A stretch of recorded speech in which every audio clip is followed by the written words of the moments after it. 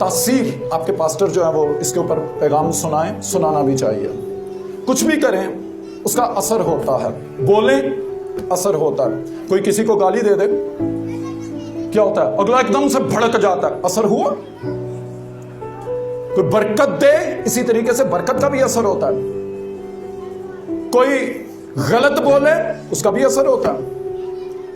इसी तरीके से कोई जात हो, उसका असर है होने से।